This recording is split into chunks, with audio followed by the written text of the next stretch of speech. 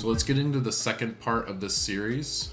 This is for distributed messaging. So just to recap, we're talking about how Apache Pulsar can act as a data fabric for an enterprise. So specifically with distributed messaging, so the very nature of a data fabric is it's sort of the flow of data bidirectional. So it can be ingesting click data, impression data, customer data, really anytime data has to move from one place to another. So that can be internal as well. It can be from on-premise to the cloud, vice versa. It can be just two internal microservices systems, a monolith communicating internally to itself. Anytime two programmatic systems are communicating, you can use a data fabric, and that gives you a lot of capability. So let's talk specifically about that. So anytime two programmatic systems communicate directly. So that's something that's very fascinating about Pulsar. Now, traditionally, if you wanted a sort of job queue system, you had to spin up something like RabbitMQ.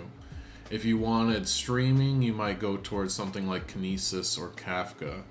If you wanted PubSub, you might go towards something like Google PubSub. And then the traditional sort of HTTP sort of API type REST communication as well. So those are four patterns of communicating between systems, programmatic systems for the most part. What's interesting about Pulsar is it supports all four of those. And it does it from a single client interface. So you download the SDK, you import it in, say, Python or something like that.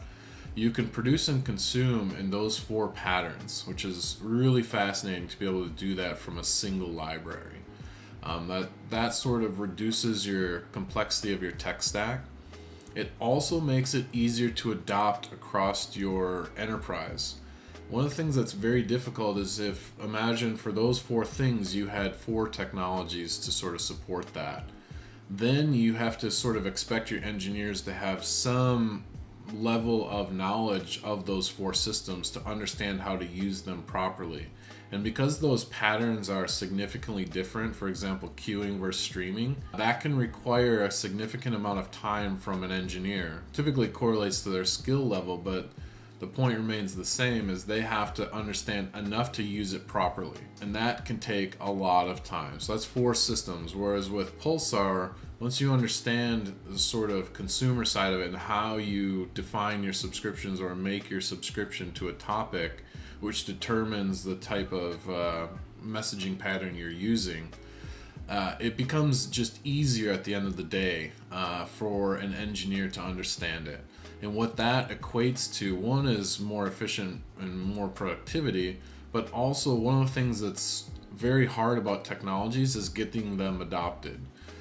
So you might sort of purchase a license for software and then put it on your tech stack, but nobody's using it, or very few people's using it, or one department adopted it, but the others didn't and are using something else. So the sort of simplicity of something like that, where it supports four messaging patterns and it's one thing you have to learn, just makes it sort of easier to adopt across your company.